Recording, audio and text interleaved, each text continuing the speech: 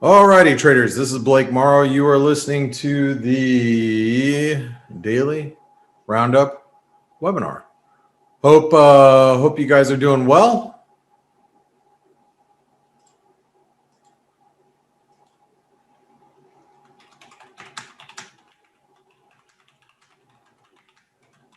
I have Craig telling me he was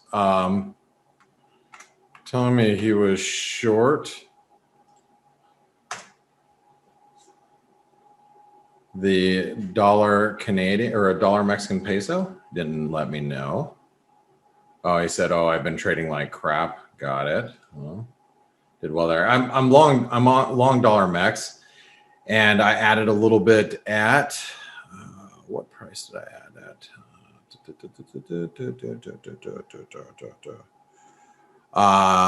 20.06. My cost average is basically right around where we're currently at, but it's come down a lot quicker than I thought, especially with, equities have pushed up and the dollar Mexican peso all of a sudden shows all this weakness. And, as you guys know, it's been actually diverging a lot from, as stocks have been rallying. But the sell-off today, it's probably order flow related. Oh, you guys can't see me. Sorry. There we go. You can see me from there. Can you guys, let me see here. Sorry. Okay. You guys can't see me. All right. Anyway, S&Ps are back above 4,100. I was a little worried that would happen. I sold a little bit at 4,100, and I'm basically flat today. It's like, the market's bounced a little bit more than I thought, but the dollar Mexican peso pulled back a lot more aggressively than I thought it would. Usually, and what I've learned a lot about the dollar Mexican peso over the last several years, not only trading it, but also talking with the traders that I've been trading with for the last several years, is that a lot of the dollar Mexican peso is very, very order driven. Unless, there's a big movement that's going to provoke, some buying or selling. But for the most part, like days like this where, you're seeing maybe like a little backfilling. This is probably more order driven, driving it lower from, the 2010 all the way down to 20, where if there wasn't as many orders pushing the dollar Mexican peso down, you might have only got to, pull back towards, the 20.07 level after the break of 2010. It wouldn't have been so exaggerated. Days like today, they get a little exaggerated, maybe because there was some order flow behind it as well. I've learned that over the last few years. So I don't panic as much when I deal with the dollar Mexican peso, because I know there's orders and a lot of people trading it behind it, way bigger than myself. Obviously, you got to respect it. And when key levels are breached, that's really got to, get your attention. Like, for example, as long as we stay above 1980-ish in the dollar Mexican peso, I don't mind building a small long position, right? For me, because I'm looking for an eventual break above 2030 and, off to much higher prices. That's what I'm expecting. But, when you see moves like that, it's easy to panic, and so anyway, I'm basically flat from where I bought it yesterday and my ad today. You talk about the euro dollar. The euro dollar hasn't done a whole lot. Even with this bounce in risk, the euro's been very slow to respond. And so is the Aussie. We talked about the Aussie maybe making it to 77.60. We could still make it up there, obviously, but how about if stocks close lower by the end of the day? If stocks, S&P closes back below 4,100, I would have a feeling that the Aussie is more at risk of breaking down through support than not, because it's had a very shallow bounce for as aggressive as the S&P has been. I mean, look at the S&P. Obviously we're bouncing right up into resistance, and I think this is all just looking at the S&P. This is all pretty good resistance right here. Okay, so we'll see what the S&P does by the end of the day. I think the end of the day is going to be really, really telling. Let's not ignore the fact that we did come out of a wedge, and that's something that really keeps me thinking, all right, we might be backfilling today, maybe even Friday, we might, just be a little sideways here. But overall, I kind of want to have a bearish focus until we get back down towards maybe this 50% retracement, maybe this breakout point towards, 39, 50, somewhere around here.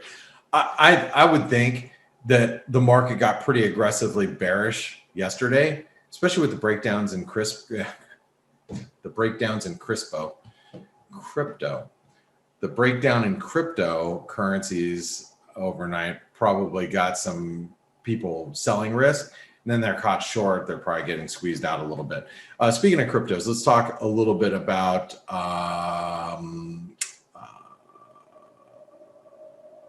Bitcoin. Okay. So Bitcoin's back at 50,000 after, some real brushes with, important support. You guys know that I think that while we're below this 52,000 level, the risk is for an eventual move down towards, this really, really important support. This is going to be the do or die. I think, as you guys know, this morning I called it the bull bear line. I actually think that's going to be a really important level, moving forward over the course of the next couple of days. And I think that's a break below there is going to actually trigger some selling from institutional clients, because if you think about what institutions were doing and have been doing, so let's go back to pre-20,000 level, like all the way down here in the teens. So all through the end of last year, people started talking a lot about cryptos and about how, some institutional buying was coming up. And then obviously after the break at 20,000, everybody's like, oh, crypto institutions, of course they want to get the word out that they've been buying, and, and adopting it more as an investment vehicle. Great. Oops, didn't want to do that. Hold on, let me do that. Okay. So you think about, like, if you're institutional and you're sitting, you've pulled profits and stuff, but you've got some, decent gains, 100% returns, 200% returns on some of your trades that you've done, maybe, owning some from here and here and, from here or here, it's not holding it. From that breakout point, you've got some really nice profits. You've been taking some off the table. But once you start getting below this area, which is, again, you're talking about 43,000, 42,000. That's when you probably are going to start getting some of those last bits of institutional traders that haven't taken some profits in some of their more legacy type of stuff. They're going to start going, oh shoot, is this Bitcoin thing a farce? Then it starts getting in people's head. I think you could see really some more aggressive selling, from the 40,000 to 30,000 range in the event we break down there. Are we going to go? Your guess is probably better than mine, right? So but I do think that this will be a determining factor of what, crypto does. Amira asks, is this a head and shoulder pattern in crypto? I mean, it could be. I see what you're saying. Here's let me do a drawing for you. Okay. By the way, Amira, I was watching some of the news about what's happening there in Israel. I hope you guys stay safe. I watched a couple of news segments yesterday. So let me draw this. Okay. I'm trying to think how I'm going to draw it.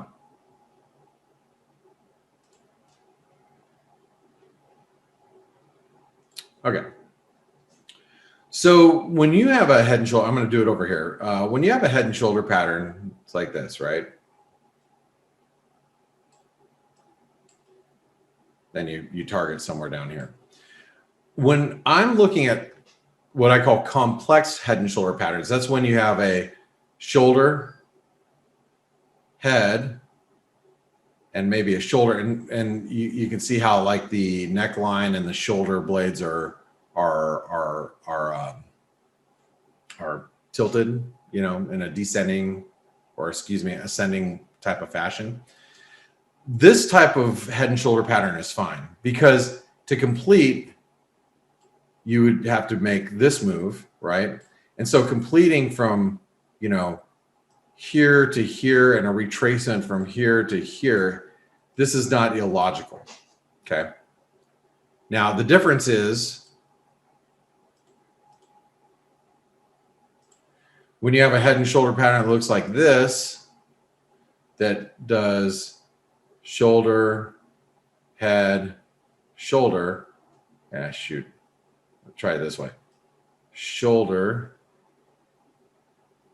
head, shoulder.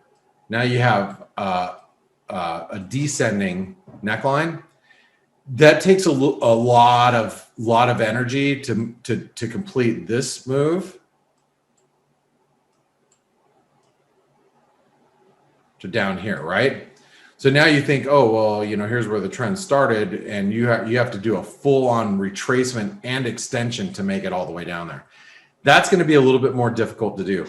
And that's what we have here. So you can see that you have a shoulder, head, shoulder, and neckline is descending, shoulders are descending.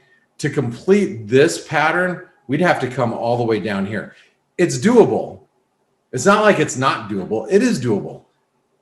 It's just harder to do. Does that make sense? I hope that makes sense. And that's why I'm not so keen on this, but that doesn't mean that it can't play. Meaning that doesn't mean that we can't see, you know, we can't see us break through, you know, some support through here, and then people start getting short. Now, I don't know if it's going to make it all the way back down here, but, you know, it could open up the door for some, you know, some selling. Sure. I just don't know if I'd look for a full completion of that pattern. I hope that makes sense. That makes sense? Good. That's good. Yeah, yeah. Okay.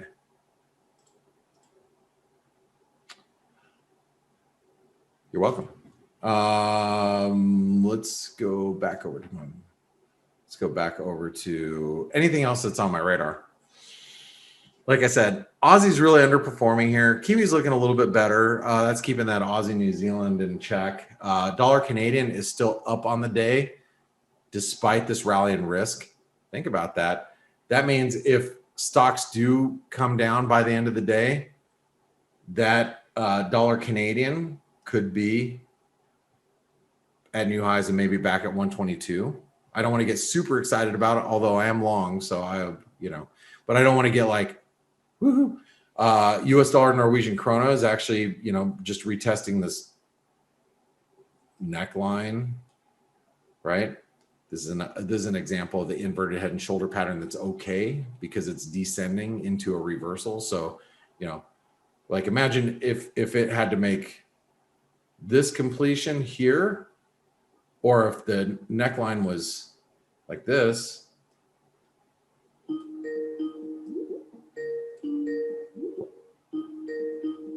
Hold on.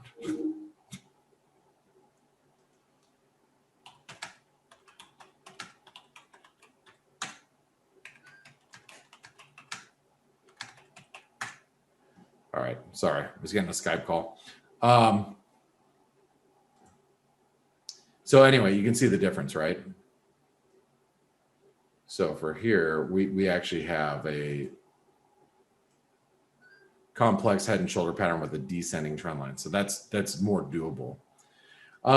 So yeah, I'm long some US dollar Norwegian krona, bought it on this dip. So we need stocks to actually reverse lower, and I'll feel a little bit better about that. Anything else? Nice bounce in gold and silver today. The anti-crypto. And you should think about that if you're trading gold and silver.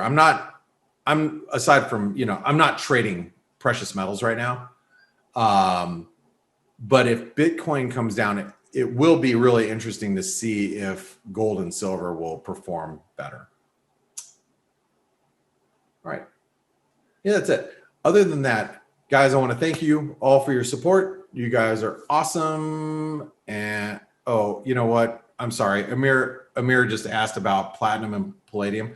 I'll look at it really quick and then I'm out of here. Platinum, sorry, but I do want to thank you guys. And if you don't want to hang around for this because you're not trading it, I get it. I'm just going to cover it really fast. So here is your nice, very law-abiding channel in platinum. So that means it's bearish probably below 1885, roughly. Palladium. Ooh. I would say this has got to hold. That's got to hold at 2750. If you're bullish,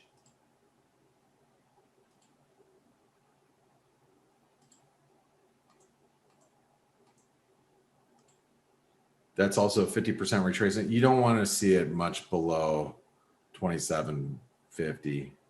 I think you start getting below 2750 in palladium, and yeah. Anyway, all right, guys, have a great one. Thank you, guys. Appreciate all your support. Malia, Alexander, Amira. See you guys and gals.